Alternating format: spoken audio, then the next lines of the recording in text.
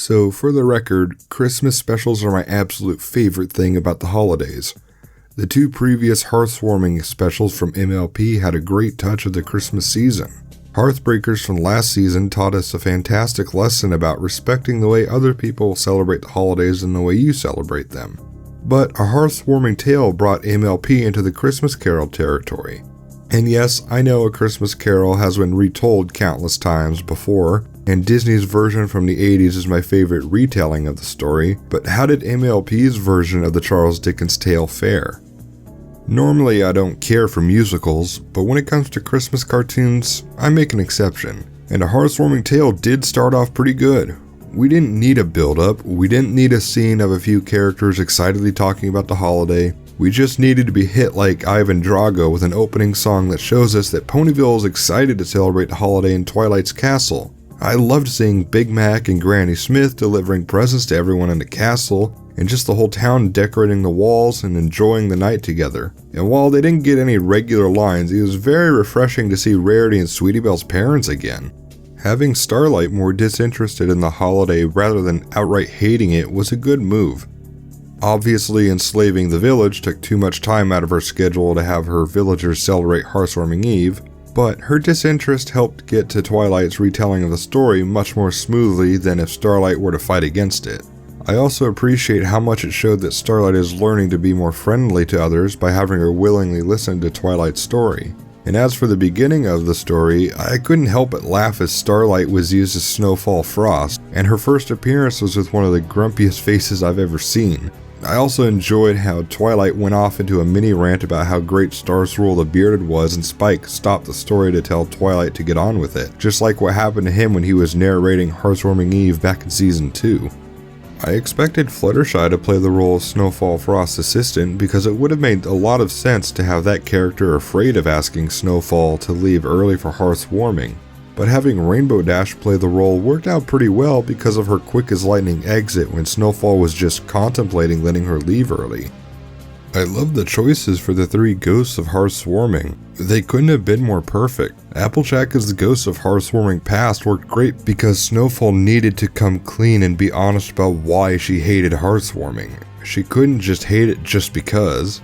And having Applejack in the role just helped to solidify how important the past can be for your attitude towards something. And Snowfall's reaction to the ghost appearing was pretty funny. I didn't cast any spirit summoning spell. What are you doing here? And her face when the ghost passed through her body was pretty funny too. I actually found the ghost of Hearthwarming presents to be pretty thought-provoking. Rather than talking about the present as in the time, Pinky's character went into actual great detail about why the presents are important to Hearthwarming. I really appreciated how the episode explained that it isn't just about getting a present or a gift, but why you're getting one or giving one.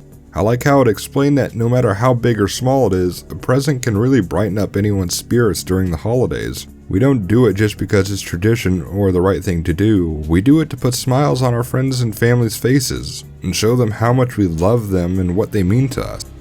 And then we get to the ghost of Hearthwarming Future. Holy crap, yes. I was begging for Luna to be the ghost of Hearthwarming Future after Pinkie Pie vanished into the smoke. There really was no better choice for that role, especially with Tabitha St. Germain's performance as Luna.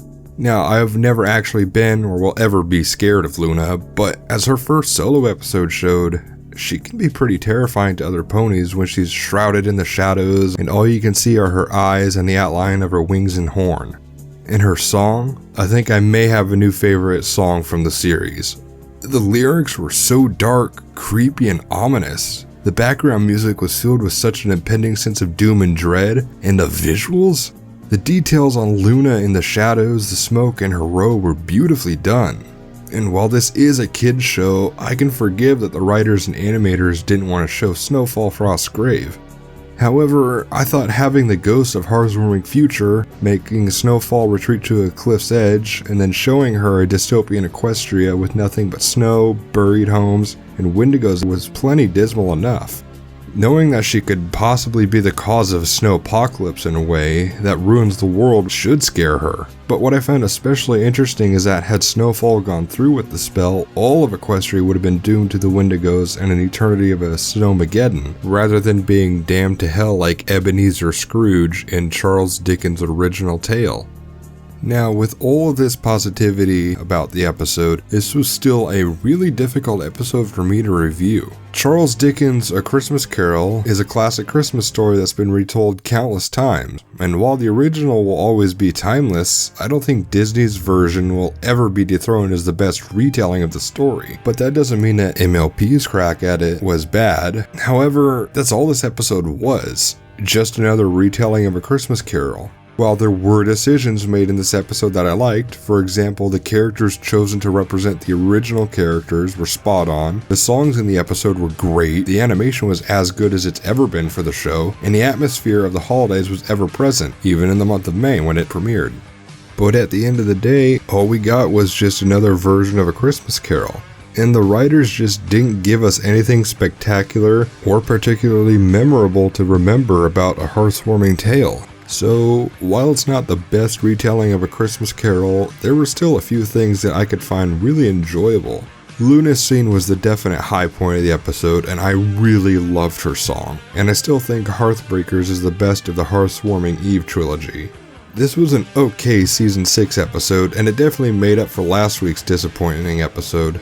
But you can bet I'll be coming back to this episode when December rolls around. Yet not for any other reason than that. A Hearthwarming Tale is definitely a highly respectable Yellow Flag episode. It could have been more unique to the MLP universe, but there wasn't anything that really detracted too much to make it a bad episode. What did you think of it? Was it a great present under the tree, or was it just a lump of coal? I'm MrLeftTurn. I'll see you when I get back from the track.